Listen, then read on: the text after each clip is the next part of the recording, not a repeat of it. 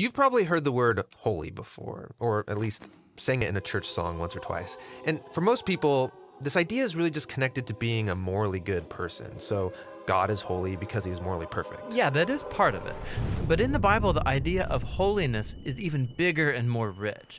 What it's really describing is how God is the creative force behind the whole universe. He's the one and only being with the power to make a world full of such beauty and life. And so all these abilities, they make God utterly unique, which is the meaning of the word holy. So a helpful way to think about God's holiness is by using the sun as a metaphor. The sun is unique, at least within our solar system, and it's really powerful. It's the source of all this beautiful life on our planet. And so you could say that the sun is holy. And you can actually take this metaphor even further in that the whole area around the sun is also holy. Yeah, because the closer you get to the sun, the more intense it gets. Yeah, exactly. So that very power and goodness that generates all this life is also dangerous. I mean, the sun, if you get too close, will annihilate you. And in the same way, there's this paradox at the heart of God's own holiness, because if you're impure, his presence is dangerous to you. And not because it's bad, but because it's so good.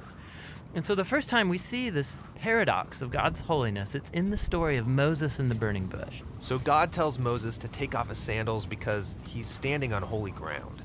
And Moses covers his face in fear, and God says, hey, don't come any closer. It's intense. It's actually that intensity of God's holiness that's explored even more in the stories about Israel's temple, which was the main place where God's holy presence was located.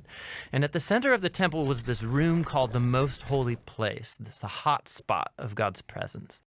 And whether you're an Israelite living in the land around the temple or a priest working right in the temple, you're in proximity to God's holy presence, which is dangerous. Yeah, this is a problem. So how's it supposed to work? Well, in the Bible, the solution is that you need to become pure. So like being morally pure. Yeah, and that's easy enough to understand. But the Bible spends a lot of time talking about another kind of purity, being ritually pure, which is a state where you separate yourself from anything related to death, like touching things like diseased skin or dead bodies or even certain bodily fluids. All these make you impure. And becoming ritually impure isn't necessarily sinful. What's wrong is waltzing into God's presence when you're in an impure state. And so that's why God gave the Israelites very clear instructions for knowing when they were impure, steps to become pure, so that they could go into the temple again. So that's what the book of Leviticus is about. Right. But it doesn't stop there. This idea keeps developing. So later in the scriptures, we find this really interesting story by a prophet named Isaiah. And he has this crazy vision where he's in the temple and he's right in God's presence. He's totally terrified. Yeah, he knows the rules. He shouldn't even be in there.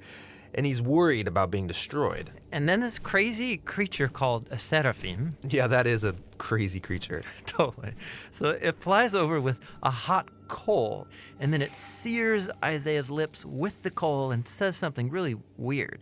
Your guilt is taken away, and your sin is atoned for. So this burning coal somehow makes Isaiah pure. Yeah, it's remarkable because normally if you touch something impure, it transfers its impurity to you. But now here's this new idea where you have this coal, this very holy and pure object, and it touches Isaiah, and it transfers its purity to him. Isaiah is not destroyed by God's holiness. He's transformed by it. I mean, the implications of this are just huge. But there's one more development. This time from another prophet, Ezekiel. And he has this vision where he's standing at the temple and he sees water trickling out from it.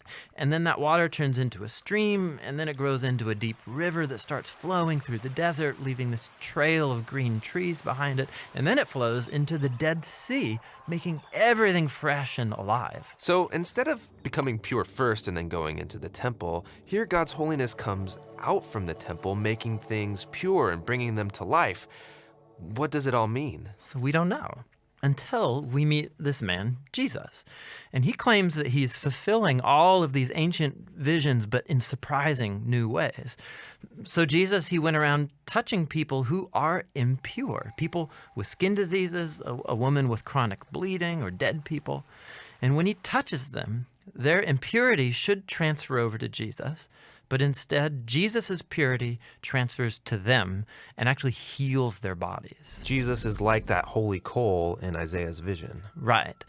And Jesus claimed that he was the human embodiment of God's own holiness, and that he and his followers were now God's temple, so that through them, God's holy presence would go out into the world and bring life and healing and hope. And so this is why Jesus described his followers as having streams of living water flowing out of them. So this is our part of the story where we find ourselves now, but where's this all heading? So the last pages of the Bible end with a final vision about God's holiness. And this time it's by a guy named John. And in his vision, we see the whole world made completely new. The entire earth has become God's temple. And Ezekiel's river is there, flowing out of God's presence, immersing all of creation, removing all impurity, and bringing everything back to life.